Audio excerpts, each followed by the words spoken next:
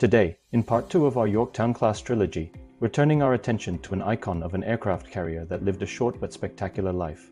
A ship whose service included one of the boldest raids of the war and had a part in one of the most decisive naval battles in history. Welcome back to the Jaxom Talks channel, where we dive into the steel giants and aerial warriors. So today is the story of USS Hornet CV-8, not to be confused with the later Hornet CV-12. This is the Hornet that carried Jimmy Doolittle's bombers, that launched flyers into the pivotal Battle of Midway, and that fought until she could fight no more in the Solomon Islands. So strap in, because Hornet's story is intense, dramatic, and tragically short. Chapter 1: The Yorktown-class and where the Hornet fits in.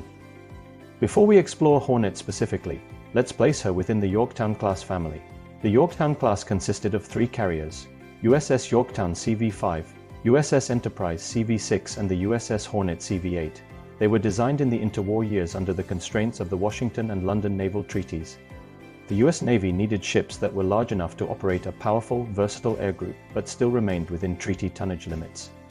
The United States had intended to build 2 Yorktown-class aircraft carriers and use the remaining allocated tonnage for a smaller, revised version of the same design, which eventually became the USS Wasp.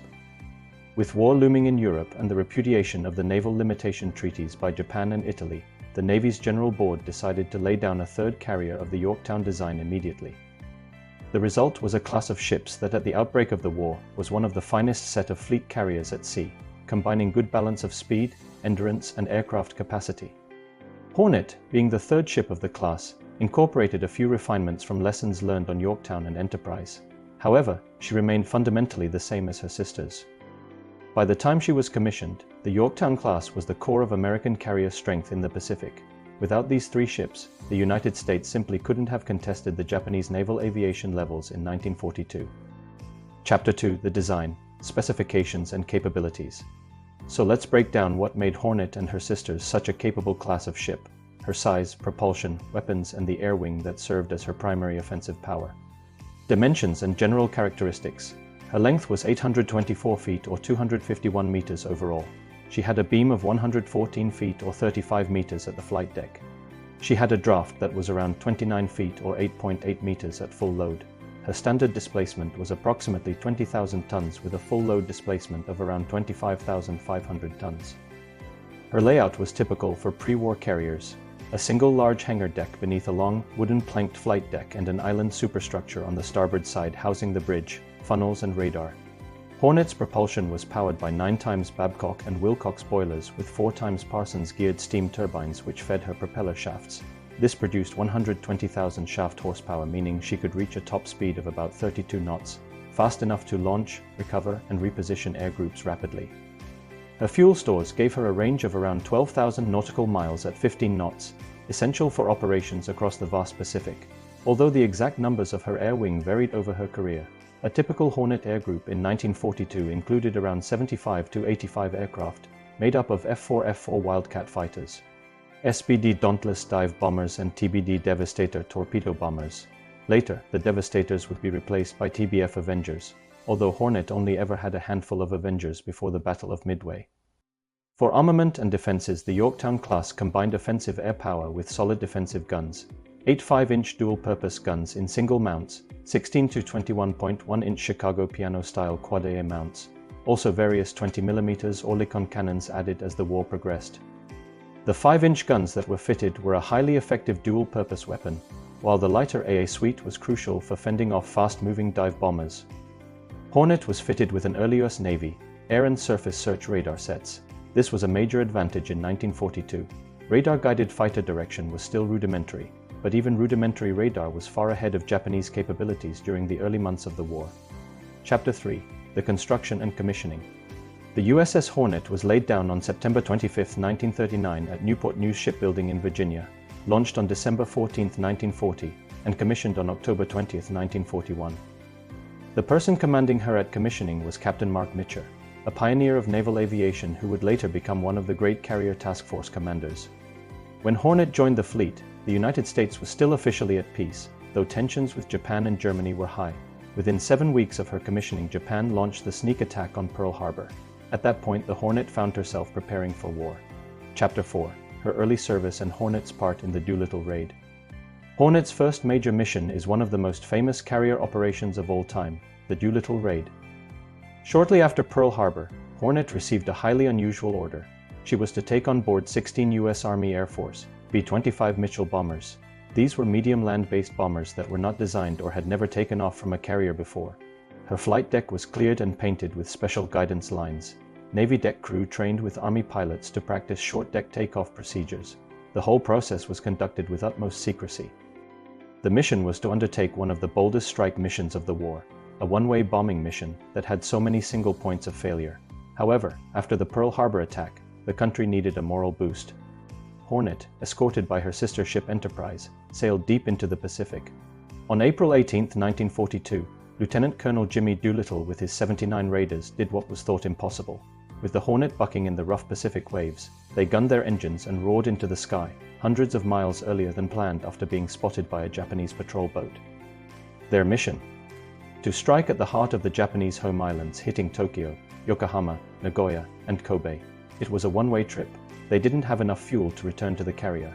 The plan was to bomb Japan and then, if possible, fly onto the friendly airfields in China. The raid inflicted only light physical damage but had enormous psychological impact. It had the desired effect of boosting American morale. It forced Japan to accelerate plans to draw the US carriers into a decisive battle, the same plans that would lead to Midway. It demonstrated that Japan's home islands were vulnerable to attack.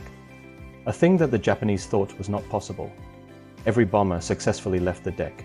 This is a testament to Hornet's crew and the daring of Doolittle's airmen. If you would like me to do a video on the Doolittle Raid, leave a comment below. After the raid, the Hornet returned to Pearl Harbor. She started to conduct training, refocusing and preparing for the next major operation, one that would have a massive and lasting impact, reshaping the Pacific War.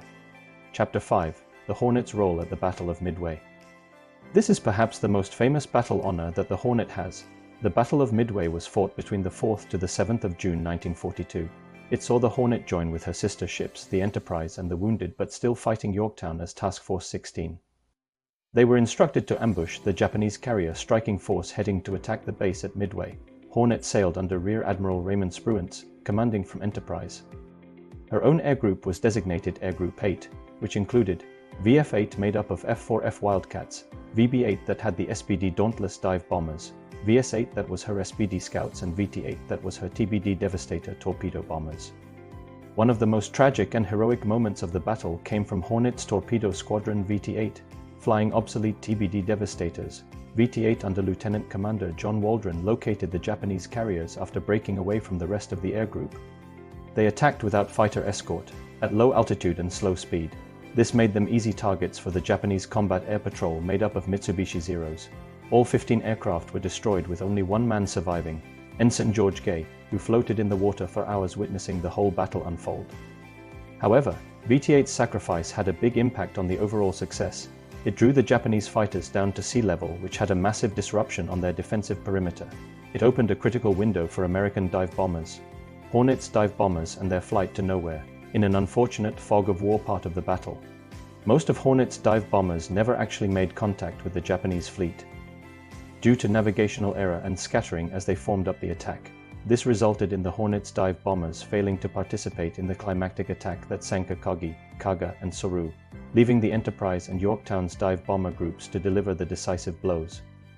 Later in the afternoon, Hornet's SPD bombers did manage to find and attack the heavy cruiser Mikuma, contributing to her eventual sinking. While Hornet's air group contributed less than her sisters in terms of hits on Japanese carriers, her presence was absolutely essential. Without her torpedo squadron's attack that helped shape the conditions for victory, the dive bombing attacks would have been less successful.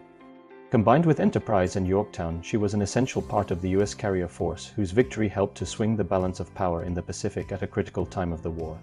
Chapter 6. After Midway, the Solomons and Santa Cruz engagements. After Midway, the Hornet didn't get much of a break. The war in the Pacific was a relentless grind, and the next major flashpoint was the battle for Guadalcanal in the Solomon Islands. This campaign was a bloody, 6-month struggle for control of a strategically vital airstrip. The Hornet was right in the middle of it by providing air cover for the Marines on the ground and dueling with Japanese naval forces. Through the summer and autumn of 1942, the Hornet operated in the waters east of the Solomon Islands, launching patrols, intercepting Japanese aircraft, and participating in multiple engagements.